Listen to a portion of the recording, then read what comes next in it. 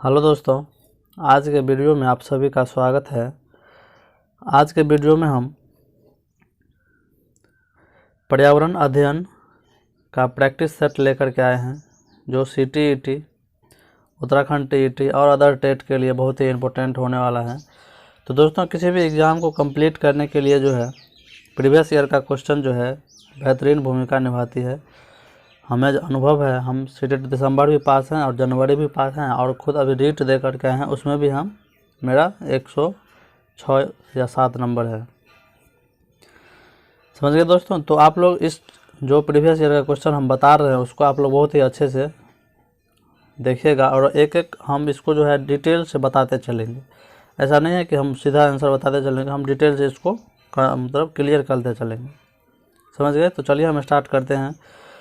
ये फरवरी 2016 का क्वेश्चन है, CTET का 2016 का क्वेश्चन है। तो आप लोग इसको अच्छे से देखिएगा। चलिए तो स्टार्ट करते हैं। 61 नंबर क्वेश्चन, निम्नलिखित में से कौन सा कथन, ये पर्यावरण EVS का पैडागोजी है। तो पैडागोजी बहुत ही इम्पोर्टेंट है। कीवर्ड आपको ध्यान देना है कि बच्चों के बारे में ज़्यादा से ज़्यादा कौन सा आंसर जो है बच्चों को सबसे अच्छा, मतलब क्या है उसको, जो सबसे महत्वपूर्ण बच्चों को इम्पोर्टेंस दे रहा है, वैसा आंसर हमें क्या करना है, टिक करना है। बोला निम्नलिखित में से कौन सा कथन आकलन प्रक्रियाओं के विषय में सबसे कम उपयुक्त है। आकलन तो समझते हैं दोस्तों, मूल्यांकन क्या हो जाता है, बहुत बड़ा विस्तृत रूप है, उसका आकलन क्या है, छोटा रूप है। आकलन के द्वारा हम क्या करते हैं, बच्चों की जो है मतलब अधिगम की सीखने के क्या करते हैं, सीखने के बीच में जो त्रुटि होती है उसको हम क्या करते हैं, सुधारते हैं आकलन के द्वारा। आकलन के द्वारा हम लोग और भी, तो आकलन के द्वारा हम क्या करते हैं, आकलन के द्वारा हम और भी जैसे बच्चों को सीखने में क्या करते हैं, सुधार करते हैं। जो भी वो सीख रहा है उसमें वो प्रगति कर रहा है कि नहीं कर रहा है, तो उसमें हम क्या करते हैं, सुधार करते हैं आकलन के द्वारा। तो इसमें वही पूछ रहा है, आकलन प्रक्रियाओं के विषय में सबसे कम उपयुक्त कौन है। जो इसमें से सबसे, जो बच्चों के बारे में बहुत ही इसमें जो है कम शब्द कर रहा है, कम अच्छा मतलब ज़्यादा उतना महत्वपूर्ण पॉइंट नहीं बोल रहा है, उसको हमें ढूंढना है। एक में है बच्चे का निजी विवरण और व्यक्तिक पृष्ठ पोषण यानी फीडबैक देना वांछनीय अभ्यास है। निजी विवरण उसको हमें नहीं देना है। समझ गए, ये निजी विवरण बच्चों को विद्यालय में नहीं देना है, तो ये गलत हो गया।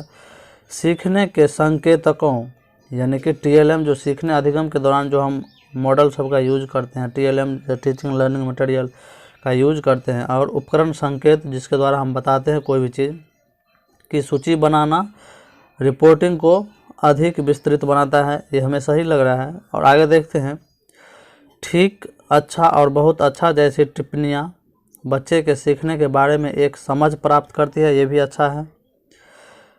और 4 में है बच्चों के पोर्टफोलियो में केवल उनके सबसे बेहतर कार्य न होकर सभी तरह के कार्य होने चाहिए। पोर्टफोलियो दोस्तों होता है कि बच्चों को उसमें निजी मतलब प्रतिदिन का कार्य जो भी वो करता है उसको हम क्या करते हैं, पोर्टफोलियो में हम तैयार करते हैं।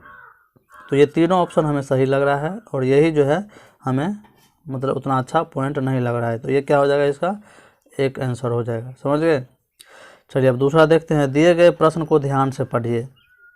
क्या आपने अपने घर या स्कूल के आसपास जानवर देखे हैं जिनके छोटे बच्चे हैं। बोला है कि बहुत सारे जानवर हमारे आसपास रहते हैं, उसके छोटे बच्चे भी होते हैं। तो अपनी नोटबुक में उनके नाम लिखिए। नाम लिखने के लिए बोल रहा है, उसको क्या बोल रहा है कि अवलोकन करने के लिए बोल रहा है, और उसके बारे में मतलब रिकॉर्ड करने के लिए बोल रहा है।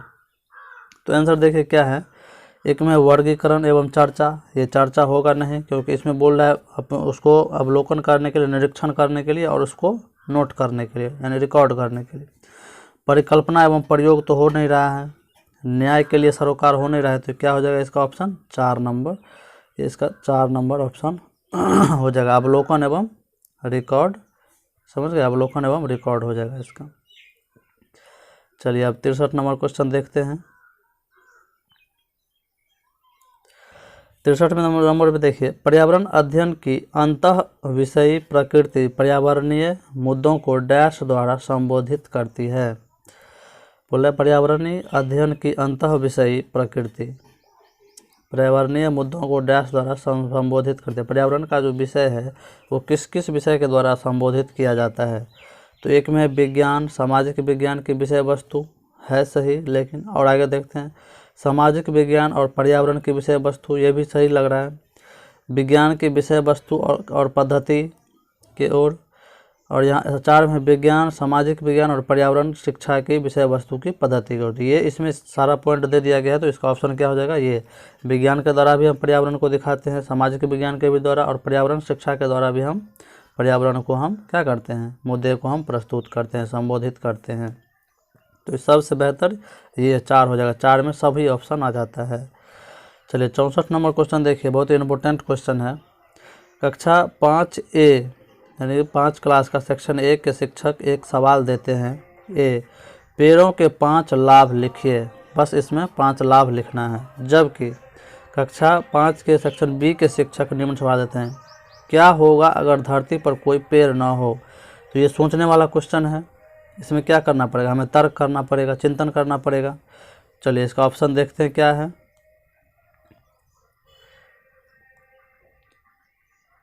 देखिए यहाँ पर क्वेश्चन है, आंसर इसका दिया हुआ है कि इन सवालों की प्रकृति कैसी है। जो पूछा गया था कि पेड़ के 5 लाभ बताइए और अगर पेड़ न हो तो क्या होगा। एक में है ए, बंद अंत वाला अभिसारी है।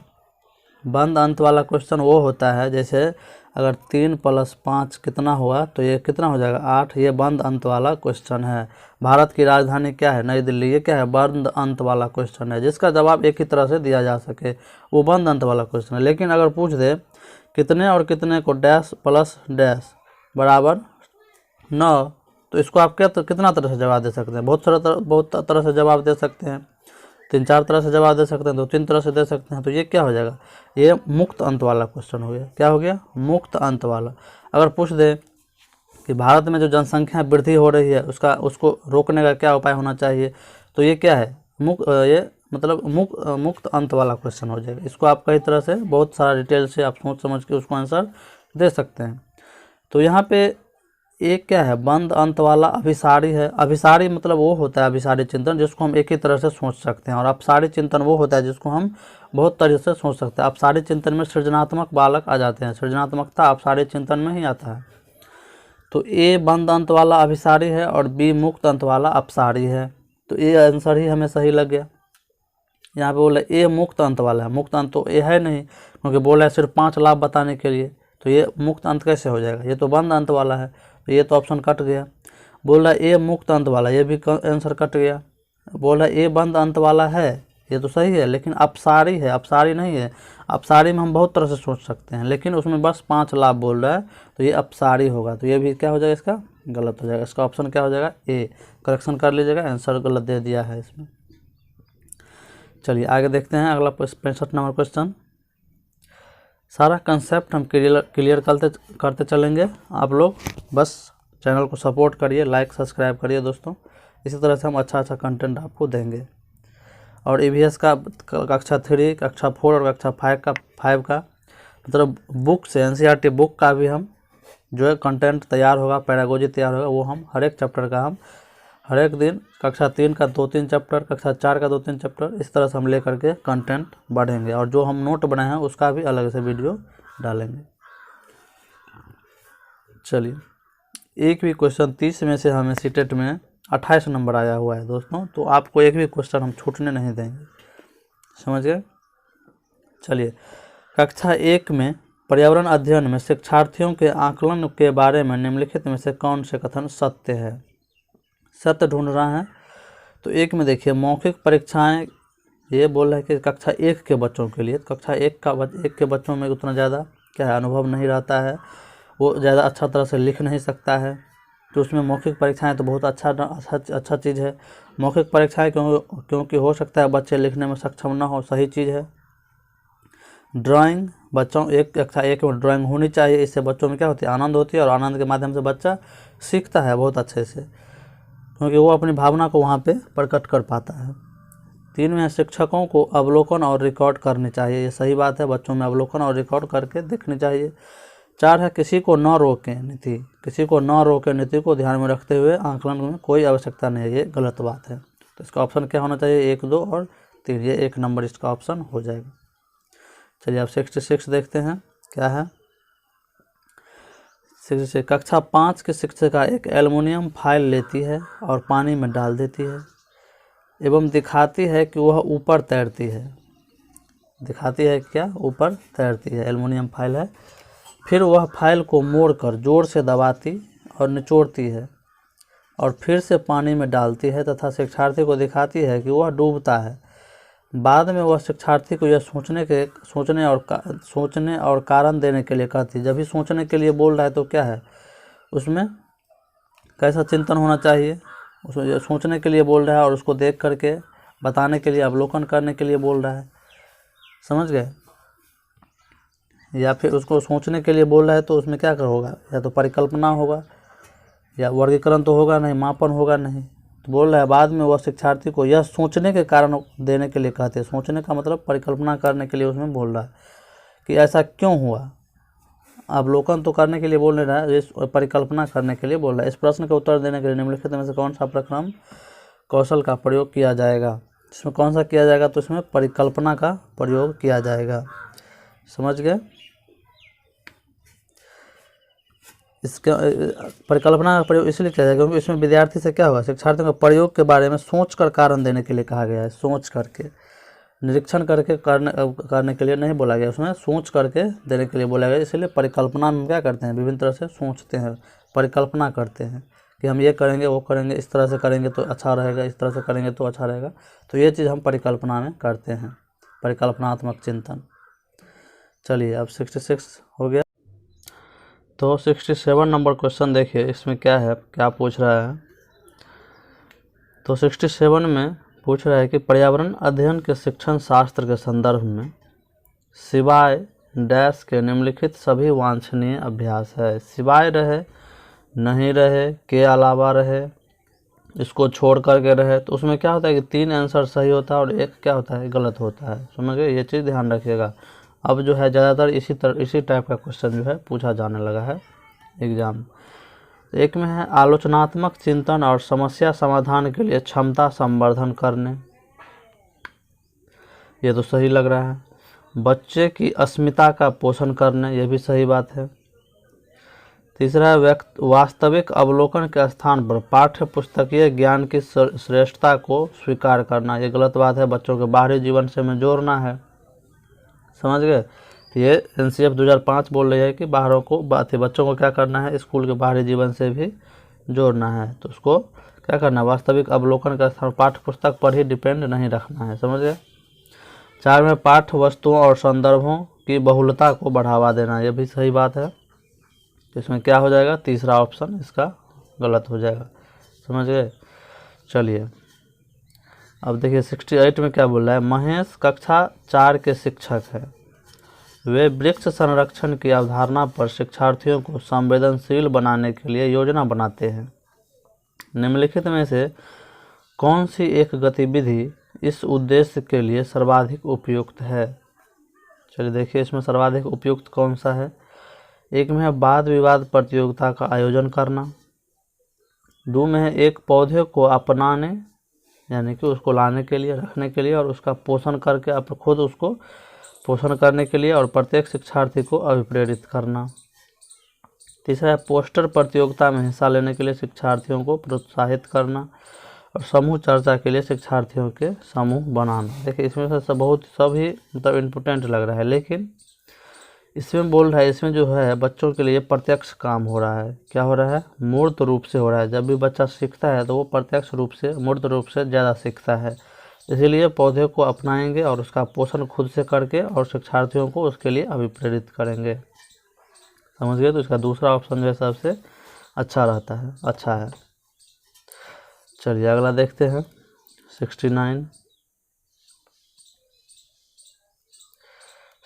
में क्या है, देखिए पर्यावरण अध्ययन में बच्चे शिल्प कला और चित्रकला को समूह में सीखना विशेष रूप से पसंद करते हैं, क्योंकि देखिए समूह में बच्चा जब सीखता है तो एक दूसरे से भी सीखता है, एक दूसरे के सहयोग की भावना भी उसमें उत्पन्न होती है। तो देखिए इसमें शिल्प कला और चित्रकला को जब समूह में सीखना, समूह में विशेष रूप से जब सीखना पसंद करेगा तो क्या होगा, तो यह सहपाठी अधिगम को बढ़ावा देता है, ये तो सही लग रहा है हमको।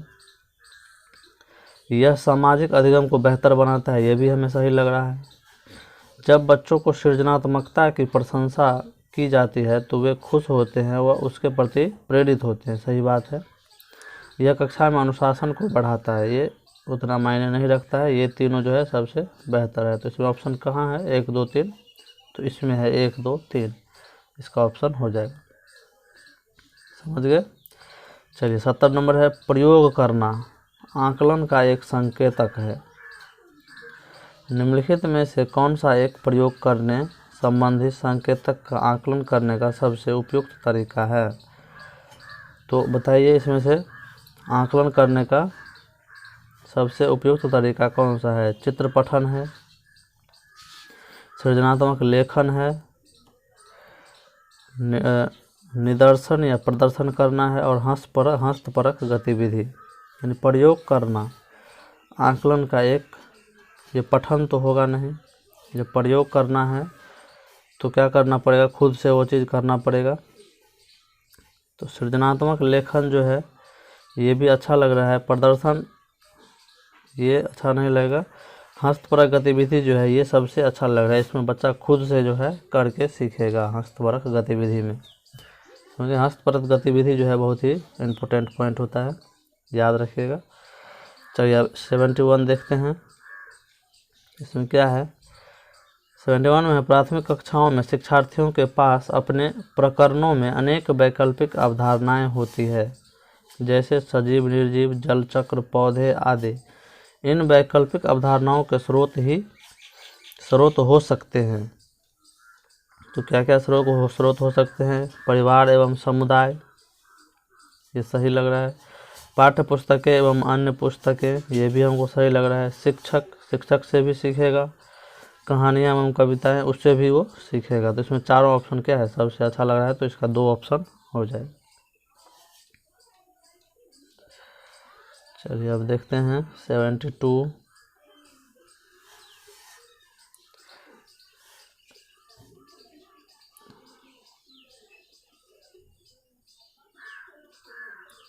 तो 72 में देखिए क्या है। 72 में पूछ रहा है, कांच के जार तथा बोतलों को उनके अचार भरने से पूर्व सूरज की धूप में अच्छी तरह सुखाया जाता है, ऐसा क्यों होता है। तो उसमें से नमी हटाने के लिए किया जाता है, जिससे अचार खराब ना हो। तो नमी को पूर्णतः हटाने के लिए, यहाँ 3 ऑप्शन में है, सब एक ही बार में हो गया। ये सब कंटेंट है ईवीएस के नोट का। हम ईवीएस प्रत्येक चैप्टर एनसीईआरटी का जो है कला कक्षा 3, कक्षा 4, कक्षा 5 का अलग अलग वीडियो हम डालेंगे, और उसमें से एक एक कंटेंट को हम लिखवाएंगे और हाईलाइट करेंगे, और उसमें से पैडागोजी भी उसको क्या करेंगे, साथ साथ हम बताते चलेंगे। चलिए अगला क्वेश्चन देखिए। अगला क्वेश्चन है, रेणु की दादी उसे एक सूखा कुआं दिखाते हुए बताती है कि 15 से 20 वर्ष पहले कुएं में पानी था, लेकिन अब यह पूर्णतः सूख गया है। कुएं में पानी सूखने का क्या कारण हो सकता है।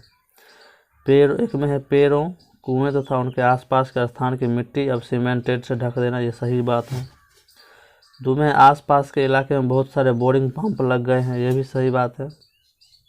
3 में है प्रत्येक व्यक्ति के घर में अब नल होने के कारण कोई भी कुआं पर प्रयोग नहीं करता, ये गलत बात है। तो 1 और 2 जिसमें है वो ऑप्शन हो जाएगा, ये 1 नंबर होगा। 73 का क्या होगा, 1 नंबर। इससे क्या होता है कि जब पेड़ और कुएं जो आसपास के मिट्टी है उसको सीमेंट से अगर ढक दिया जाता है तो पानी की जो ऊपर से जो बरसात होती है तो पानी जो है अंदर न जा नहीं पाता है जब सीमेंटेड हो जाता है तो। और पेड़ अगर काट देंगे तो पेड़ क्या करती है, वो जो है मतलब बारिश का, पेड़ जब रहता है तो क्या होता है, बारिश होता है, समझ गए। तो इसीलिए जो है पानी की कमी हो रही है। आसपास के इलाके में बहुत सारे बोरिंग कर गया है, इसीलिए जो हमारे कुएं हैं उसमें पानी सूखने लगा है। चलिए अब देखिए बहुत ही इम्पोर्टेंट क्वेश्चन आया है, जो है बोगला भैंस पर बैठता है क्योंकि। एक में है बोगला तथा भैंस में सहजीवी का संबंध है। ये 2 में है बोगला मनोरंजन के लिए भैंस पर बैठता है, ये तो होगा नहीं। भैंस बोगले के स्थान से एक स्थान से दूसरे स्थान ले जाने में मदद करता है, ये भी गलत बात है। और बोगला भैंस को डराना चाहता है, ये भी गलत बात है। तो बोगला तथा भैंस में सहजीवी का संबंध है। तो आप लोग एक चीज़ समझिए, सहजीवी, इसमें तो सहजीवी दिया है, किसी क्वेश्चन में परजीवी भी देता है। ये है सहजीवी और ये है परजीवी। सहजीवी में क्या होता है कि दोनों को फायदा होता है, समझ गए, और परजीवी में एक को फायदा होता है और एक को घाटा होता है। तो अगर इस क्वेश्चन में पूछा है कि आंसर ही दे दिया है कि बोगला तथा भैंस में सहजीवी का संबंध है, तो ये तो हम डायरेक्ट आंसर मार दिए। अगर रहता कि बोगला तथा बोगला भैंस के पीठ पर बैठता है, तो ऑप्शन में दिया रहता कि बोगला जो है भैंस के पीठ पर परजीवी कीट खाने के लिए बैठता है, तो वो भी ऑप्शन सही होता। परजीवी कीट, जो परजीवी उसके शरीर पर बैठता है, उससे तो क्या होता है, परजीवी जो कीट रहता है वो उसको तो वो परजीवी रहता है, समझे। कीट जो है वो परजीवी है, क्योंकि वो हमसे खून चूसता है, तो हम उसको तो फायदा होता है, लेकिन हमको क्या होता है, घाटा होता है। हमारे सर के बाल में जो जू रहता है, उससे क्या होता है कि हमको तो घाटा होता है, लेकिन उसको फायदा होता है। इसी तरह से बोगला के पीठ पर जब भैंस के पीठ पर जब बोगला बैठता है, तो भैंस को क्या होता है, फायदा होता है, और बोगलों को भी फायदा होता है, इसीलिए दोनों में सहजीवी का संबंध है। लेकिन अगर आंसर में दिया रहता, इसको हटा के अगर आंसर में दिया रहता बोगला भैंस के पीठ पर परजीवी कीट खाने के लिए बैठता है, तो वो भी ऑप्शन क्या होता, सही होता। तो उसके शरीर पर जो रहता है उसको परजीवी कीट रहता है, उसको फायदा होता है, लेकिन भैंस को क्या होता है, नुकसान होता है। इसलिए यहाँ पे वो ऑप्शन मिले वो भी ऑप्शन सही होगा। तो सहजीवी और परजीवी समझ गए, सहजीवी में दोनों को फायदा होता है और परजीवी में एक को फायदा होता है और एक को घाटा होता है। चलिए आगे देखिए, अब अगला क्वेश्चन 75 नंबर, निम्नलिखित में से जड़ का कौन सा कार्य पौधे के लिए नहीं है, भोजन भंडारण या संचित करना। आगे देखिए, ह्यूमस उपलब्ध कराना, ये तो सही है। पौधे को सहारा देना, ये भी सही है। जल तथा खनिज लवण का अवशोषण, ये है। भोजन का भंडारण और संचित करना, ये जड़ का काम नहीं है, ये ऊपर तना का, पत्ती का, ये सब का काम है, समझ गए। चलिए बहुत ही अब कंटेंट सब आने लगा है, ध्यान से देखिएगा। बोला है 76 में, कर्णम मल्लेश्वरी के विषय में नीचे दिए गए कथनों पर विचार कीजिए। एक में है, वह अंतर्राष्ट्रीय ख्याति प्राप्त भारोत्तोलक या वेट लिफ्टर है, सही बात है। वह कर्नाटक की है, सही है। उसके अपने नाम बहुत से रिकॉर्ड बनाए हैं। वह 130 किलोग्राम तक भार उठा सकती है। क्या बोल रही है, वह 130 किलोग्राम तक भार उठा सकती है। तो इसमें और अगला देखते हैं, वह जब 12 वर्ष की थी तो भार, ये तो सही है। 1 2 3 4 तो हमको सही लग रहा है।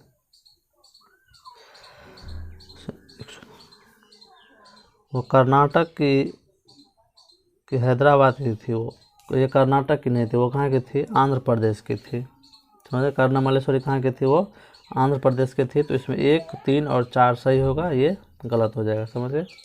वो कहाँ की रहने वाली थी, वो आंध्र प्रदेश की रहने वाली थी, समझ गए। कर्णम मल्लेश्वरी कहाँ की रहने वाली थी, वो आंध्र प्रदेश की रहने वाली थी।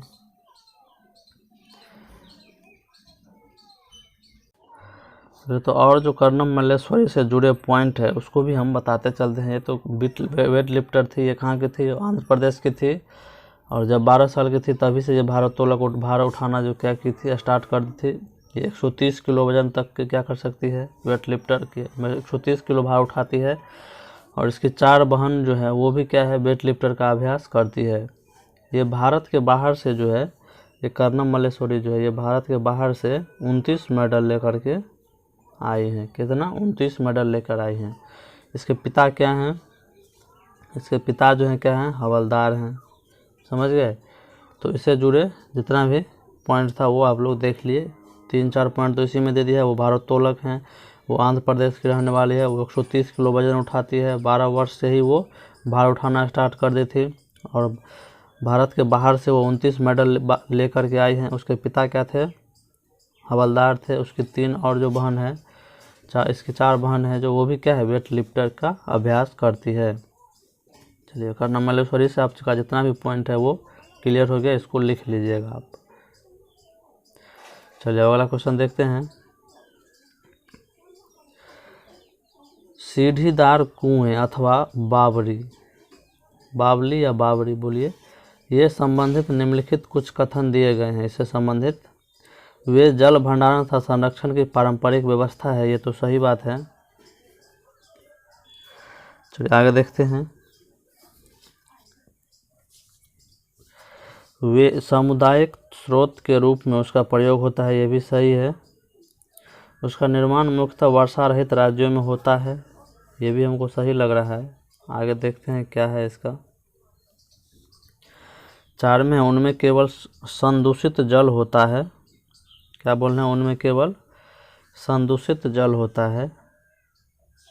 तो ये जो है उतना इम्पोर्टेंट हमको, तो ये जो है क्या है, उसमें केवल संदूषित जल रहता है, ये गलत बात है। उसमें सभी प्रकार का जल उसमें रह सकता है, तो ये गलत है। तो इसका ऑप्शन क्या हो जाएगा? 1, 2 और 3 इसका सही ऑप्शन होगा। चलिए आगे देखिए। आगे क्या है? वर्ली। वर्ली एक पारंपरिक कला का प्रकार है। वर्ली नामक स्थान कहाँ पर है? तो ये महाराष्ट्र में है। कहाँ पर है? ये महाराष्ट्र में है, समझिए। महाराष्ट्र और गुजरात की सीमा पर सर्वाधिक देखने को मिलता है ये वर्ली कला। चलिए आगे देखिए अब तमिलनाडु। तमिलनाडु के निकटवर्ती या समीपवर्ती राज्य कौन कौन से हैं? तो तमिलनाडु के नज़दीक जो है, आपको देख लीजिए, इधर से ये बना रहे हैं, ये जो देखिए सबसे नीचे जो है यहाँ पर केरल है, उसके ऊपर यहाँ पे कर्नाटक है, इधर क्या है? तमिलनाडु है, समझ गए। उसके ऊपर आंध्र प्रदेश है। तो देखिए तमिलनाडु के पूछ रहा है तो केरल तो होगा, कर्नाटक होगा और आंध्र प्रदेश भी होगा। फिर यहाँ पे क्या हो जाता है? महाराष्ट्र हो जाता है। तो इसी तरह से है। तो तमिलनाडु के समीप क्या है? आंध्र प्रदेश है, केरल है और कर्नाटक है। तो केरल, कर्नाटक और आंध्र प्रदेश इसका आंसर हो जाएगा, समझ गए। चलिए अगला क्वेश्चन देखते हैं। निम्नलिखित में से किसकी सुनने की शक्ति इतनी तीक्ष्ण होती है, यानी कि इतनी शार्प होती है कि वह वायु से पत्ते के हिलने की ध्वनि और घास पर किसी जानवर के चलने की ध्वनि में अंतर कर लेता है? ये कंटेंट हम पढ़ा दिए हैं EVS में, तो आप लोग पढ़ लीजिएगा। ये बाघ होता है, समझ गए। अब है, जब कोई व्यक्ति ट्रेन द्वारा अहमदाबाद से केरल की यात्रा करता है, तब वह अनेक सुरंगों को पार करता है। ये सुरंगें किस पर्वत में है? तो बताइए ये सुरंग किस पर्वत में है? जब वो अहमदाबाद से केरल के लिए जाएगा तो वो क्या करेगा? पश्चिमी घाट से होकर के वो जाएगा, समझ गए। ट्रेन द्वारा जब अहमदाबाद से केरल की यात्रा करते हैं तो थाल घाट, भोर घाट, पाल घाट, ये सेनकोट आदि सुरंग जो है दर्रे को पार करना पड़ता है। ये कहाँ पर है? ये पश्चिमी घाट में है। चलिए अगला देखते हैं। पृथ्वी गोल है। वास्तव में पृथ्वी पर ऊपर नीचे कुछ नहीं होता, केवल सापेक्ष होता है। हम भारत के लोग डैश के लोगों के सापेक्ष में उल्टे हो सकते हैं, इसको याद रखिएगा। ये इसमें कौन हो जाएगा? अर्जेंटीना हो जाएगा। क्या होगा? अर्जेंटीना होगा, इसको याद रखिएगा। अर्जेंटीना हम सब के सीधा उल्टा में है, समझ गए। अब है, मच्छरों के प्रजनन को रोकथाम के लिए ठहरे पानी पर तेल डालने की सलाह दी जाती है। ऐसा इसीलिए है क्योंकि एक में तेल ऑक्सीजन की आपूर्ति को काट देता है, जिससे मच्छरों का प्रजनन थम जाता है। ये तो सही बात है। 2 में मच्छरों को तेल द्वारा विकर्षित किया जाता है, ये गलत बात है। मच्छर तेल पर मर जाते हैं, ये भी गलत है। मच्छर तेल की परत में फंस जाते हैं, ये नहीं होगा, ऐसा नहीं होगा। ये तेल क्या करता है? जब मच्छर केरोसिन जब उस पर डालते हैं तो होता क्या है कि उसके ऑक्सीजन की आपूर्ति बंद हो जाता है और उससे मच्छर का प्रजनन क्या हो जाता है? बंद हो जाता है। चलिए अब 84 देखते हैं। निम्नलिखित में से कौन सा कीट मधुमक्खियों की भांति कॉलोनी में एक साथ नहीं रहते हैं? चीट, ततैया और बर रहते हैं। ततैया और बर क्या रहते हैं? चींटी भी रहती है, दीमक भी रहता है, और मकड़ी जो है ये नहीं रहता है समूह में। ये मकड़ी जो है समूह में नहीं रहता है। 85 क्वेश्चन है कि ग्रामीण क्षेत्र के मकानों के ढांचे वहाँ के जलवायु या मौसम के स्थिति से संबंधित होते हैं। एक गांव के मकानों के लक्षण नीचे लिखे गए हैं। मकान मजबूत बांस के खंभों पर बने होते हैं। ये कंटेंट हम आज के वीडियो में हम आगे बताने वाले हैं। ये जो है असम में होता है। अंदर से भी मकान लकड़ी के ही बने होते हैं। सही बात है, पढ़ लीजिए। आगे देखिए, आगे है मकान जमीन से लगभग 3 मीटर से 3.5 मीटर की ऊंचाई पर बने होते हैं। मकानों की छतें ढालू होती है। यदि इस गांव में भारी वर्षा होती है तो यह गांव किस राज्य में है? तो यह है असम राज्य में। समझ गए, ये असम की ये घर की विशेषता है, आप लोग लिख लीजिएगा। अब कुडुक कहाँ के लोगों की भाषा है? कुडुक कहाँ के लोगों की भाषा रहती है? झारखंड के लोगों की भाषा है। सीधा सीधा इसको याद रखिएगा। आगे है राष्ट्रीय पाठचर्या की रूपरेखा 2005 के अनुसार निम्नलिखित में से कौन सी एक पर्यावरण अध्ययन की विषय वस्तु या थीम है? तो ये सौरमंडल होगा नहीं, मौसम होगा नहीं, ऊर्जा होगा नहीं, तो इसका थीम क्या है? मेन जो है ये भोजन है। इसका कितना है? 6 मेन थीम है और 4 जो है इसका उप थीम है। 6 मेन थीम हम बता देते हैं। पहला है परिवार एवं मित्र क्या है? परिवार एवं मित्र। दूसरा है भोजन। तीसरा है पानी। चौथा है आवास या शेल्टर, इसको इंग्लिश में बोलिए। और पांचवा है यात्रा। उसके बाद है हम चीज़ें कैसे बनाते हैं। क्या है? हम, ये 6 नंबर है, हम चीज़ें कैसे बनाते हैं, कैसे बनाते हैं समझ गए? ये जो है मेन जो है 6 जो है मेन थीम है, याद रखिएगा। और 4 जो है उप थीम है। 4 उप थीम कौन सा? ये परिवार एवं मित्र को 4 भाग में इसका 4 उप थीम बना दिया गया है। पहला है संबंध यानी रिलेशन। दूसरा है कार्य और खेल। तीसरा है पशु और चौथा है पौधे। समझ गए? चलिए अब आगे देखते हैं। तो इसमें क्या हो जाएगा? ऑप्शन 87 में क्या हो जाएगा? ये भोजन इसका ऑप्शन हो जाएगा। चलिए 88 में देखते हैं। पर्यावरण अध्ययन के विषय वस्तु या थीम आधारित उपागम को अपनाने के समर्थन में निम्नलिखित में से कौन सा तर्क सबसे अधिक सशक्त है? यानी थीम को अपनाने में सबसे ज़्यादा बेहतर पॉइंट इसमें कौन सा है? तो यह एक में है, यह पाठ योजनाओं को एक ढांचा प्रदान करते हैं और शिक्षण को अधिक प्रभावी बनाने में मदद करते हैं। ये भी सही है। यह शिक्षण को अधिक रोचक और गतिविधि आधारित बनाने में मदद करते हैं।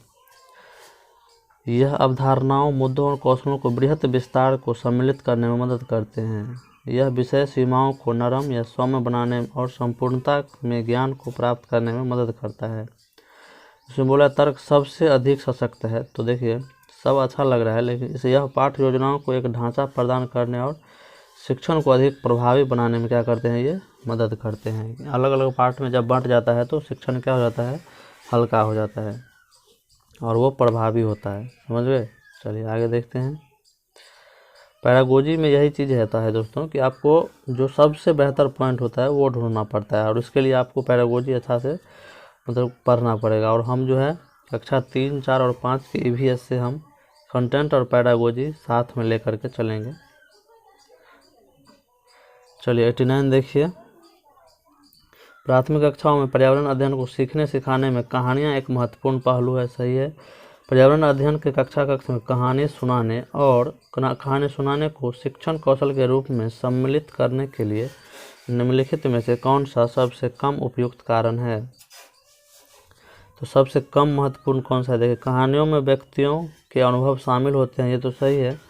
कहानियाँ अनेक विषय क्षेत्रों को छूती है। सही है। कहानियाँ कक्षा प्रबंधन में सहायता करती है। और 4 में कहानियाँ पर्यावरण अध्ययन अवधारणाओं को से संबंध जोड़ने के लिए संदर्भ उपलब्ध कराती है। तो 89 में सबसे कम उपयुक्त जो है हमको ये लग रहा है कहानियाँ जो है कक्षा प्रबंधन में सहायता करती है। ये गलत है। कहानियाँ कक्षा प्रबंधन में सहायता नहीं करती है। कक्षा प्रबंधन का मतलब होता है कक्षा को किस रूप से चलाना है, ये हुआ कक्षा प्रबंधन। समझ गए? चलिए अब 90 नंबर क्वेश्चन देखते हैं। पर्यावरण अध्ययन पाठ्य पुस्तक की विषय वस्तु में परिभाषाओं और व्याख्यानों को दूर रखा जाना चाहिए। ये सही है। रटकर सीखने को हतोत्साहित करना चाहिए। ये भी सही है। हतोत्साहित वैसे नेगेटिव है, लेकिन यहाँ पर देखिए पॉइंट देखिए, रटकर सीखने को हतोत्साहित करना चाहिए। सही है। रटने का हमें क्या करना है? विरोध करना है। तो इनमें बच्चे को प्रश्न करने और खोजने का मौका मिलना चाहिए, सही है। और यहाँ पे बच्चों को केवल लिखित जानकारी दी जानी चाहिए, ये गलत बात है। केवल लिखित नहीं, बहुत सारा अनुभव उसके पास होता है, सभी चीज़। तो 1, 2, 3 जिस ऑप्शन में होगा वही ऑप्शन इसका सही होगा। तो ये 4 नंबर ऑप्शन में देख रहे हैं कि आप लोग 1, 2 और 3 है, तो ये टिक मार लीजिए। तो देखिए दोस्तों, वीडियो अच्छा लगे तो लाइक, सब्सक्राइब और शेयर जरूर करें। और हम एक चीज़ कहेंगे कि कोई भी एग्ज़ाम को करेक्ट करने के लिए जो है प्रैक्टिस सेट बहुत ही इम्पोर्टेंट है। इससे आपको सारा चीज़ कंसेप्ट क्लियर हो जाता है। तो इसी तरह से हम आगे भी इस तरह से वीडियो हम डालते रहेंगे। चलिए, धन्यवाद।